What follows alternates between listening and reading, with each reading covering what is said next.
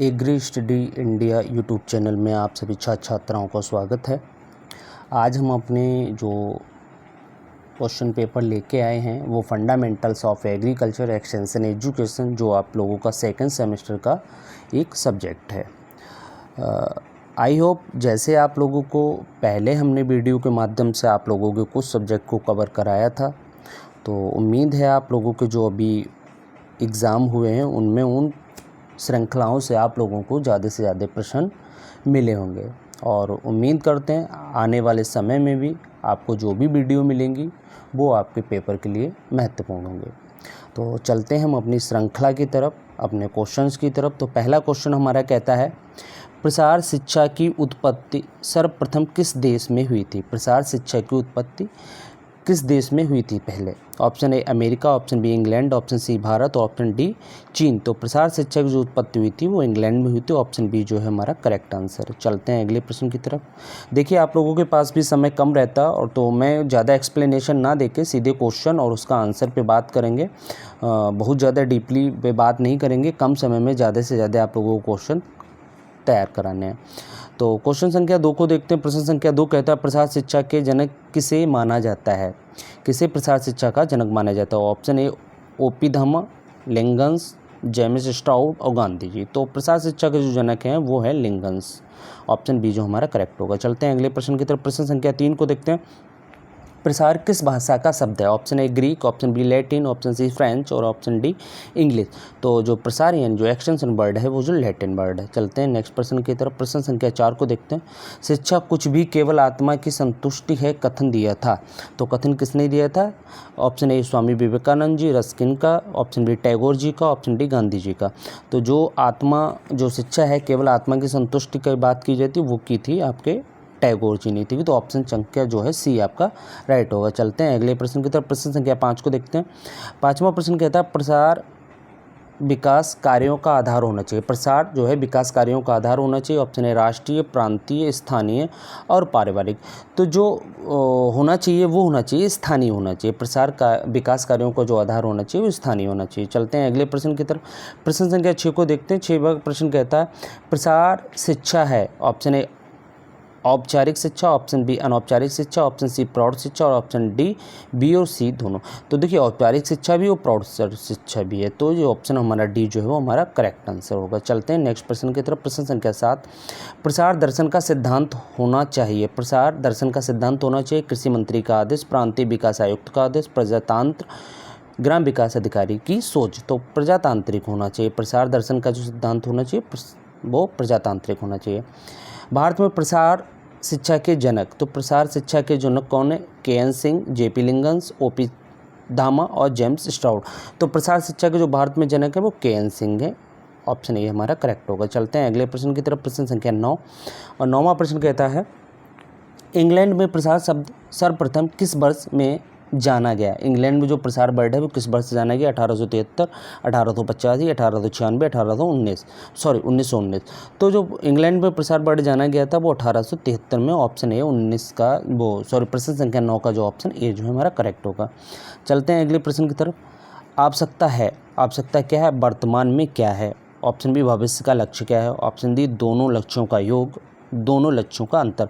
तो आवश्यकता जो है वर्तमान में क्या है जो हमारा करेक्ट होगा। चलते हैं अगले प्रश्न की तरफ। प्रश्न संख्या 11, कार्यक्रम नियोजन की विधि के मुख्य चरण है। कार्यक्रम नियोजन की विधि के मुख्य चरण है कि कोई भी कार्यक्रम करते हो उसके नियोजन सफल संपादन हेतु क्या क्या जरूरी है? आंकड़ों का संकलन, समस्याओं का एकत्रीकरण, कार्यक्रम का क्रियान्वयन, उपयुक्त सभी। तो हमारा जो है वो करेक्ट होगा, डी जो है वो करेक्ट होगा। चलते हैं अगले प्रश्न की तरफ। प्रश्न संख्या 12, भौतिक आवश्यकता है। भौतिक आवश्यकता क्या क्या है? ऑप्शन ए कपड़ा, सम्मान, आदर्श, इनमें से कोई नहीं। तो भौतिक आवश्यकता इसमें ऑप्शन कपड़ा जो है करेक्ट होगा। चलते हैं अगले प्रश्न की तरफ। सहकारी आंदोलन किस देश सहकारी आंदोलन देश में किस वर्ष में प्रारंभ किया गया था? Option A 1901, option B 1903, option B 1904 और ऑप्शन डी जो है 1904। तो हमारा जो है ऑप्शन डी 1904 हो जाएगा। चलते हैं अगले प्रश्न की तरफ। प्रश्न संख्या 14 को देखते हैं। 14 क्या था, श्री निकेतन योजना प्रारंभ हुई थी। श्री निकेतन योजना कब प्रारंभ हुई थी? 1906 में, 1908 में, 1912 में, 1916 में। तो जो हुई थी 1908 में श्री निकेतन परियोजना जो योजना का जो है वो शुभारंभ किया गया था। चलते हैं अगले प्रश्न की तरफ। प्रश्न संख्या 15, इटावा पायलट प्रोजेक्ट कब शुरू हुआ था? 1920, 1928, 1947-48, 1950। तो इटावा पायलट परियोजना जो शुरू की गई थी वो 1947-48 के बीच शुरू की गई थी। चलते हैं अगले प्रश्न की तरफ। प्रश्न संख्या 16, नीलोखेरी योजना देश में कब प्रारंभ हुई? नीलोखेरी योजना जो है देश में कब प्रारंभ हुई थी? Option A 1928, 1937, 1948, 1951। नीलोखेरी जो परियोजना शुरू की गई थी 1948 में की गई थी। 1948 जो है करेक्ट आंसर होगा। चलते हैं अगले प्रश्न की तरफ। सॉरी। प्रश्न संख्या 17, सेवाग्राम योजना के प्रवर्तक कौन थे? सेवाग्राम योजना के जो प्रवर्तक थे वो कौन थे? Option A Tagore, option B Gandhi ji, option C Jayaprakash Narayan, और उनमें से कोई नहीं। तो सेवाग्राम योजना के जो प्रवर्तक थे वो गांधी जी थे। ऑप्शन बी जो है हमारा करेक्ट होगा। चलते हैं नेक्स्ट प्रश्न की तरफ। प्रश्न संख्या 18, गुड़गांव योजना किसके प्रारंभ की गई? गुड़गांव जो परियोजना है किसके द्वारा प्रारंभ की गई? Option Vinoba Bhave, option B Spencer Hatch, option C F.L. Brayne, option D B.T. Krishnamachari. तो जो गुड़गांव परियोजना जो शुरू की गई थी वो F.L. ब्रायने सर के द्वारा प्रारंभ की गई थी। चलते हैं अगले प्रश्न की तरफ। प्रश्न संख्या 19, प्रश्न संख्या 19 को देखते हैं। स्पेंसर हैच ने किस कल्याणकारी योजना को प्रारंभ किया था? Option A Marthandam, option B Gurgaon, option C Firka, और ऑप्शन डी नीलोखेरी। तो जो स्पेंसर हैच ने प्रारंभ की थी वो ऑप्शन ए मारथंडम परियोजना जो है प्रारंभ की थी। चलते हैं अगले प्रश्न की तरफ। प्रश्न संख्या 20, आदर्श ग्राम योजना किसके द्वारा प्रारंभ की गई? आदर्श ग्राम योजना किसके द्वारा प्रारंभ की? F.L. ब्रायने द्वारा, बी सर डेनियल हैमिल्टन द्वारा, स्पेंसर हैच द्वारा, W.H. बिसर द्वारा। तो जो आदर्श ग्राम योजना प्रारंभ की गई थी वो की गई थी सर डेनियल हैमिल्टन के द्वारा प्रारंभ की गई थी। आप लोगों से उम्मीद है कि आप लोग चैनल पे जो नए आए हुए हैं वो चैनल को सब्सक्राइब करेंगे, और जो पहले से सब्सक्राइब हैं तो वो चैनल को वीडियो को लाइक कर दीजिएगा और अपने फ्रेंडों में शेयर कर दीजिएगा, जिससे कि उन लोगों को भी ये वीडियो मिल सके। चलते हैं नेक्स्ट प्रश्न की तरफ। प्रश्न संख्या 21 को देखते हैं। 21 कहता है, निम्न में कौन सी स्वतंत्रता के बाद की योजना नहीं है? ऑप्शन ए सूर्योदय योजना, मारथंडम योजना, जवाहर योजना, और गंगा कल्याण योजना। तो देखिए जो स्वतंत्रता के बाद की योजनाएं हैं वो ये सारी योजनाएं हैं, और इसमें बात कीजिए स्वतंत्रता से पहले की योजना कौन सी है, तो मारथंडम है। मारथंडम है जो स्वतंत्रता से पहले की योजना है। चलते हैं अगले प्रश्न की तरफ। प्रश्न संख्या 22 को देखते हैं। 22 कहता है, भारत में वर्तमान में कृषि विज्ञान केंद्रों की संख्या कितनी है? तो ये केंद्रों की संख्या, ये केंद्र जो है वो गलत लिखा गया है, यानी KBK जो है KBK की संख्या पूछा गया। तो देखते हैं 431, 531, 631, 731। तो वर्तमान में जो KBK की संख्या है 731 वर्तमान में कार्यरत है। चलते हैं अगले प्रश्न की तरफ। प्रथम KBK कृषि विज्ञान केंद्र की बात करें कि स्थापना हुई थी 1973, 1974, 1975 और 1976। तो प्रथम KBK की जो स्थापना हुई थी 1974 में हुई थी, और कहाँ हुई थी? पांडुचेरी। तो पांडुचेरी कहाँ? तमिलनाडु में। तमिलनाडु में जो है KBK है। और ये जितने भी KBK होते हैं वो कृषि विज्ञान, जो आपके एग्रीकल्चर यूनिवर्सिटीज़ होती हैं उनके द्वारा ये कार्यक्रम चालू किया जाता है। चलते हैं अगले प्रश्न की तरफ। प्रश्न संख्या 24 को देखते हैं। 24 कहता है, भारत का प्रथम KBK केंद्र कहाँ खोला गया था? तो ऑप्शन बी जो है आपका पांडिचेरी, यानी कि पांडुचेरी।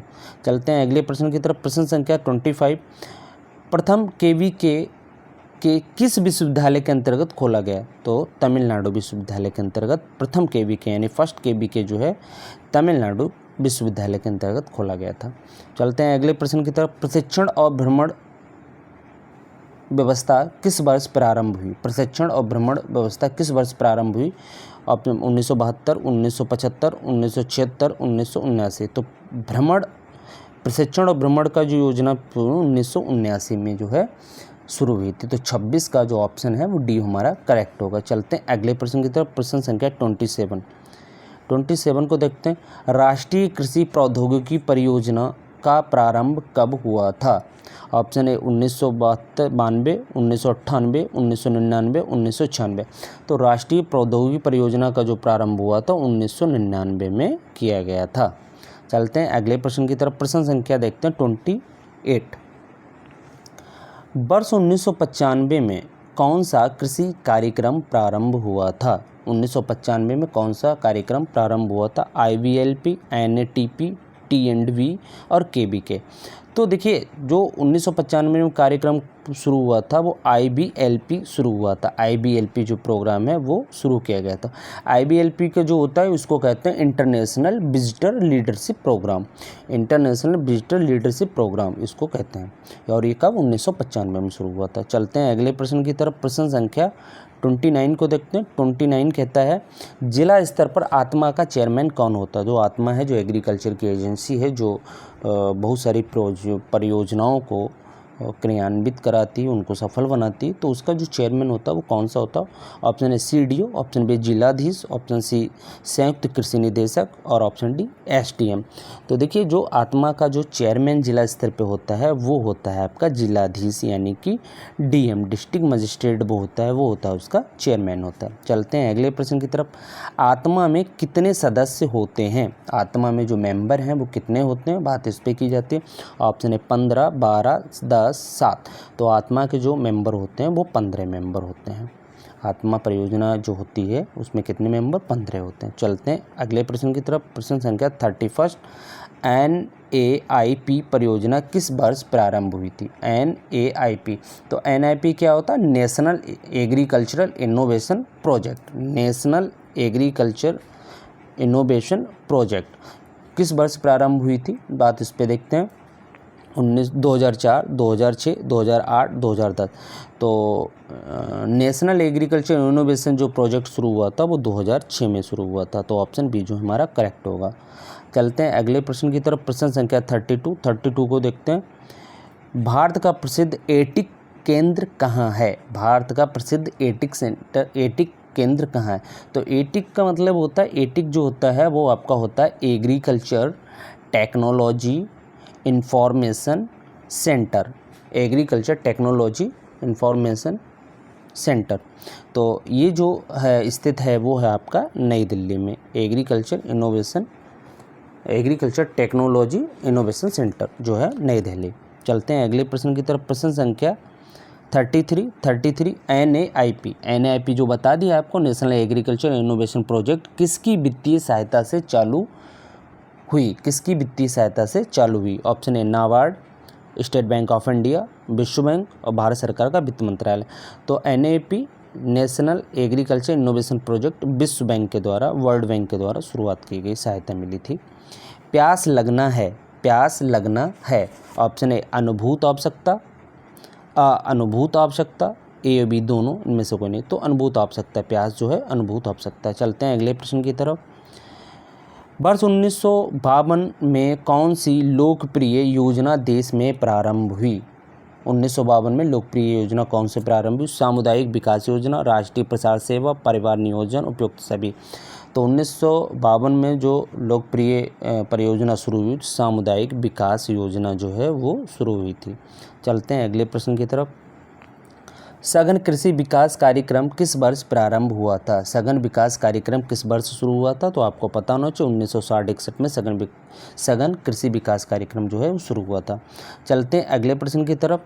अगला प्रश्न कहता है HYBP कब शुरू हुआ था? तो HYBP का मतलब होता है हाई यील्ड वैरायटी प्रोग्राम।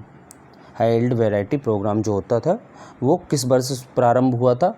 तो उसको देखते हैं 1965-66 में। यही तो यहीं से आपका क्या होता है, ग्रीन रेवोल्यूशन शुरू होता था। ग्रीन रेवोल्यूशन इसी चीज़ पे डिपेंड था, हाई यील्ड वैरायटी प्रोग्राम, ऐसी प्रजातियों को उगाना जो अधिक उत्पादन देता हो।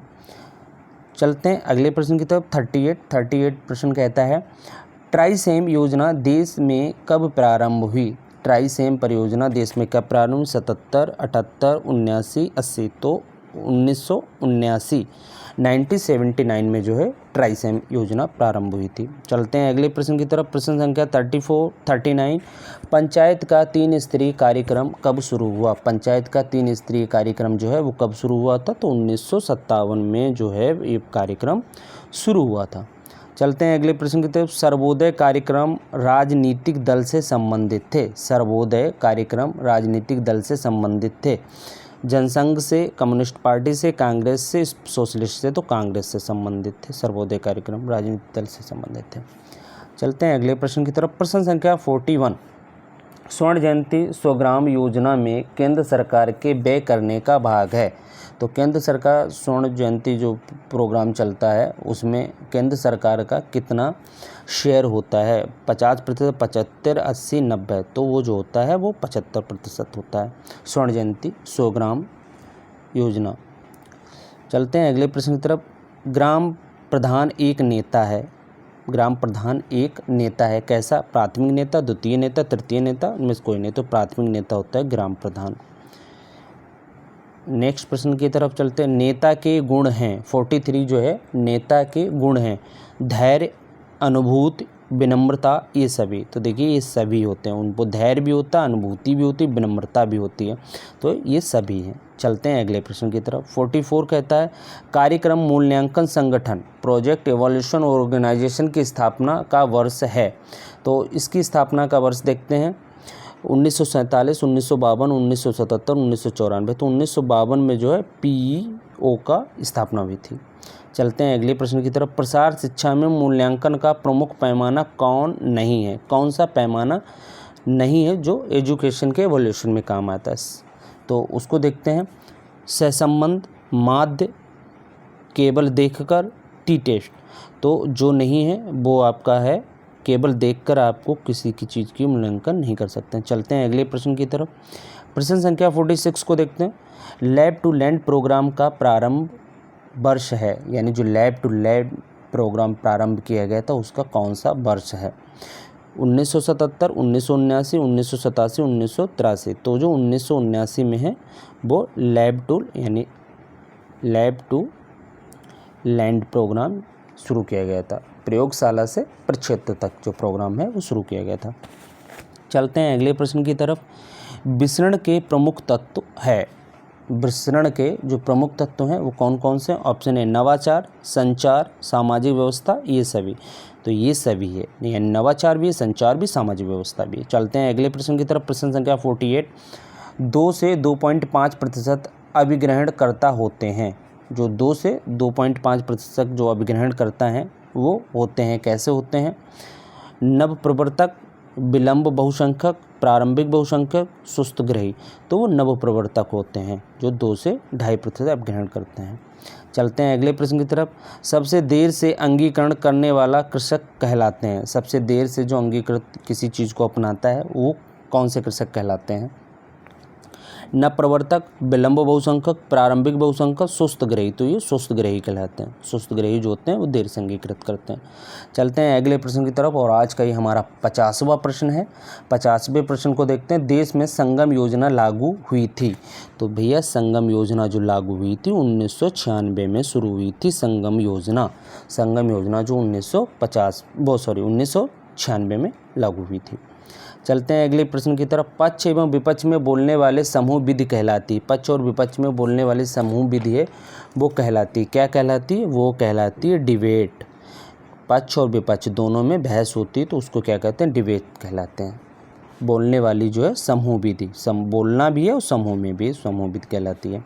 चलते हैं अगले प्रश्न की तरफ। प्रश्न संख्या 52 को देखते हैं। कई क्षेत्रों पर आधारित नई सूचनाओं संकलित की जाती हैं। कहाँ? जर्नल्स में, पंपलेट में, मैगजीन में, बुलेटिन में। तो वो जो कही जाती है मैगजीन में की जाती हैं। कई क्षेत्रों पर आधारित नई सूचनाओं का संकलन जो है वो आपका मैगजीन, यानी 52 का सी जो है करेक्ट आंसर होगा। चलते हैं अगले प्रश्न की तरफ। अगला प्रश्न कहता है कृषि दिवस का समय क्या है? कृषि दिवस का जो है वो समय क्या है? तो 53 का हम देखते हैं 3 से 7 दिन, 8 से 10, 11 से 12, 14 से 15। तो कृषि दिवस का जो समय होता है वो 3 से 7 दिन होता है। चलते हैं अगले प्रश्न की तरफ। देश में प्रसार शिक्षा के प्रमुख मैगज़ीन बताइए। तो प्रसार शिक्षा के जो प्रमुख मैगज़ीन हैं उन पे बात करते हैं। एग्रीकल्चर एक्सटेंशन रिव्यू, कृषि विस्तार समीक्षा, इंडियन जर्नल ऑफ एक्सटेंशन और ऑप्शन डी उपयुक्त सभी। तो हमारा जो उपयुक्त सभी है ये, क्योंकि ये तीनों जर्नल जो मैगज़ीन हैं ये तीनों देश के प्रसार शिक्षा की मैगज़ीनें हैं। चलते हैं अगले प्रश्न की तरफ। पोस्टर का उपयुक्त आकार होता है, जो पोस्टर होता है उसका उपयुक्त आकार क्या होना चाहिए? 90 × 60 सेंटीमीटर, 80 × 60 सेंटीमीटर, 90 × 50 सेंटीमीटर और 80 × 50 सेंटीमीटर। तो जो पोस्टर का उपयुक्त आकार होना चाहिए वो 90 × 60 सेंटीमीटर होना चाहिए, 90 × 60 सेंटीमीटर होना चाहिए। चलते हैं अगले प्रश्न की तरफ। 56 को देखते हैं। 56 कहता है दूरदर्शन पर कृषि कार्यक्रम प्रथम बार कब प्रसारित हुआ? तो यानी जो हमारा दूरदर्शन चैनल है उस पर एग्रीकल्चर प्रोग्राम फर्स्ट टाइम कब प्रसारित किया गया था?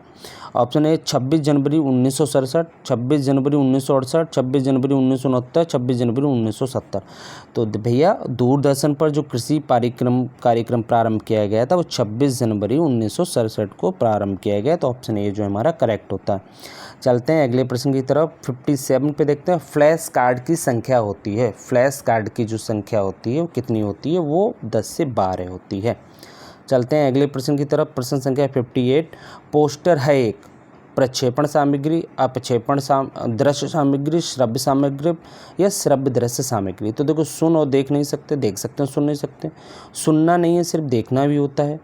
तो अब इसमें 58 में अब आपको 2 बच रहे हैं, तो 2 में आप चूज करिएगा। तो ये होता अपक्षेपणीय दृश्य सामग्री, इसको सिर्फ देखते हैं। चलते हैं अगले। श्रव्य सहायक सामग्री है जो सुनने के लिए सामग्री है, सुनी जा सकती है। टेप रिकॉर्डर, दूरदर्शन, फिल्म, नाटक। तो देखिए टेप रिकॉर्डर जो है 59 जो है हमारा करेक्ट होगा। दूरदर्शन को देखते भी हैं, देखेंगे भी, सुनेंगे भी, देखेंगे भी और सुनेंगे भी। फिल्म को देखेंगे भी, सुनेंगे भी। नाटक को जो है देखेंगे भी, सुनेंगे भी। तो लेकिन जो टेप रिकॉर्डर है इसको सिर्फ हम क्या करेंगे, इसको सुनेंगे। ओनली ऑडियो एड है ये। कैसा है? ऑडियो एड का इंस्ट्रूमेंट है। चलते हैं अगले प्रश्न की तरफ। प्रश्न संख्या 60 को देखते हैं। मुंबई में प्रथम बार रेडियो प्रसारण कब प्रारंभ हुआ था? मुंबई में प्रथम बार रेडियो का जो प्रसारण हुआ था भाई वो 23 जुलाई 1927 को हुआ था। 23 जुलाई 1927 को हुआ था। चलते हैं अगले प्रश्न की तरफ। ऑल इंडिया रेडियो के रूप में रेडियो का नामकरण विस्तार का वर्ष है। ऑल इंडिया रेडियो के जो नामकरण हुआ था उसका विस्तार हुआ था किस वर्ष किया गया था? तो 1936, 1931, 1930, 1928। तो ऑल इंडिया रेडियो के रूप में जो रेडियो का नामकरण किया गया था 1936 में किया गया था, फिर इसका नाम रख दिया गया था ऑल इंडिया रेडियो। चलते हैं अगले प्रश्न की तरफ। प्रश्न संख्या 62 को देखते हैं। फ्लैनल ग्राफ का आकार होता है, फ्लैनल ग्राफ का जो आकार होता है वो होता है 75 से 100 सेंटीमीटर, 75 × 100 सेंटीमीटर जो होता है फ्लैनल ग्राफ का आकार होता है। चलते हैं अगले प्रश्न के लिए। सामुदायिक विकास कार्यक्रम कब शुरू हुआ? सामुदायिक विकास कार्यक्रम कब शुरू हुआ? 1951, 52, 53, 54। सामुदायिक विकास कार्यक्रम लगा दीजिए 1952 को। चलते हैं अगले प्रश्न की तरफ। प्रश्न संख्या 64। संचार एक प्रक्रिया है। संचार कैसी? लगातार चलने वाली, रुक रुक कर चलने वाली, कभी न चलने वाली, ये सभी। तो संचार कैसी प्रक्रिया भैया? ये लगातार जीवन पर्यंत जो है वो चलती रहेगी, लगातार संचार होता रहता है। चलते हैं अगले प्रश्न की तरफ। संचार पद्धति है, संचार की जो पद्धति है वो कौन सी पद्धति? एक मार्गीय, द्विमार्गीय, 3 मार्गीय और 4 मार्गीय। तो संचार की जो पद्धति है द्विमार्गीय होती, कैसे? 2 मार्गीय है। चलते हैं अगले प्रश्न की तरफ। संचार किस भाषा का शब्द है? संचार जो है वो किस भाषा का शब्द है? तो वो लैटिन वर्ड है। एक्सटेंशन भी लैटिन है और संचार भी लैटिन है।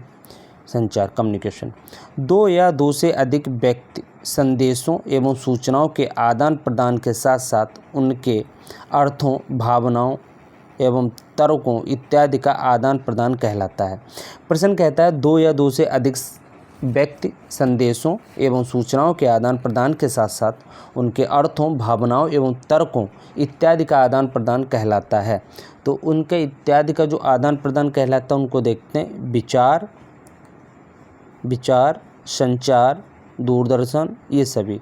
तो देखिए 2 व्यक्तियों के संदेश हैं, सूचनाएं हैं, उनके भावनाएं हैं, उनके अर्थ हैं, उनके जो हम आदान प्रदान करेंगे उसको हम लोग क्या कहेंगे, उसको संचार कहेंगे। किसी भी चीज़ का संचार हो रहा है।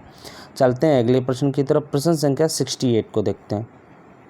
प्रश्न संख्या 68, स्मिथ लीवर एक्ट कब पारित हुआ? स्मिथ लीवर एक्ट कब प्रारंभ हुआ? 1908, 1914, 1921, 1948। तो स्मिथ लीवर एक्ट जो है 1914 में पारित हुआ था। 1914 जो हमारा आंसर वो करेक्ट होगा। चलते हैं अगले प्रश्न की तरफ। 69, सूचना के प्रस्तुतिकरण का मूल आधार होता है। सूचना के प्रस्तुतिकरण का मूल आधार होता है क्या? एक्यूरेसी, ब्रीविटी, क्लियरिटी, ये सभी। तो सूचनाओं के प्रस्तुतिकरण का ये सभी चाहिए होते हैं। एक्यूरेसी भी चाहिए, ब्रीविटी भी चाहिए, क्लियरिटी भी चाहिए होती है।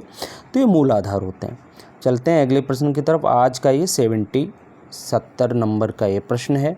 जेपी लिंगस के संचार मॉडल में कुल तत्व हैं। जेपी लिंगस सर का जो संचार मॉडल है उसमें कितने तत्व हैं भैया? इसको अच्छे से याद कर लीजिए। 6 तत्व होते हैं। जेपी लिंगस के संचार मॉडल के 6 तत्व होते हैं। अगला प्रश्न है 71, प्रदर्शन का जनक किसे कहा जाता है? Who is the father of demonstration? तो जो फादर हैं किसके? डेमोस्ट्रेशन के, वो हैं C.A. नैप। C.A. नैप जो हैं वो जनक है। चलते हैं अगले प्रश्न की तरफ। विधि प्रदर्शन का सिद्धांत है, यानी जो डेमोस्ट्रेशन का सिद्धांत है या विधि प्रदर्शन का जो सिद्धांत है वो क्या है? ऑप्शन है देखकर विश्वास करना, करके सीखना, स्थिति का चुनाव, इनमें से कोई नहीं। तो देखिए देखकर करके सीखना, यानी पहले हम करेंगे और करके सीखेंगे, ये विधि प्रदर्शन का सिद्धांत होता है। चलते हैं अगले प्रश्न की तरफ। प्रश्न संख्या 73, अनुभव का शंकु किसने प्रतिपादित किया? अनुभव का शंकु किसने प्रतिपादित किया? एगरडाल, बार्लो, केन सिंह, लिंगस। तो जो एगरडाले हैं इन्होंने जो है अनुभव का शंकु प्रतिपादित किया था। चलते हैं अगले प्रश्न की तरफ। प्रश्न संख्या 74, सौर तत्व किस संचार मॉडल शिक्षा शास्त्री का है? सौर तत्व किस संचार मॉडल शिक्षा शास्त्री का है? ऑप्शन ए रेडफील्ड, विलियम, लिटरर, इनमें से कोई नहीं। तो सौर तत्व जो है भैया वो ऑप्शन सी आपका लिटरर द्वारा दिया गया था।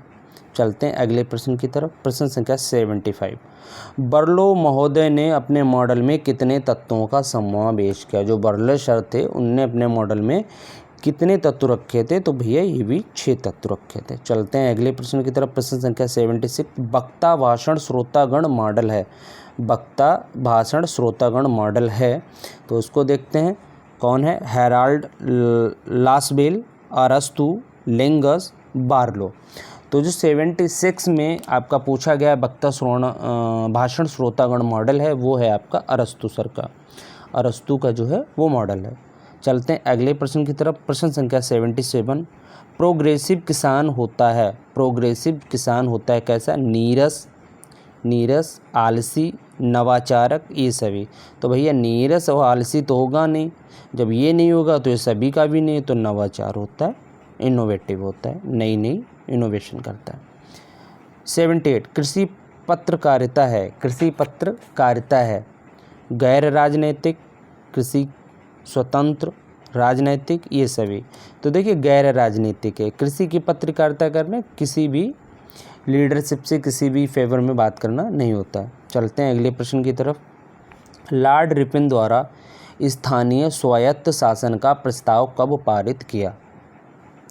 लॉर्ड रिपन द्वारा स्थानीय स्वायत्त शासन का प्रस्ताव कब पारित हुआ?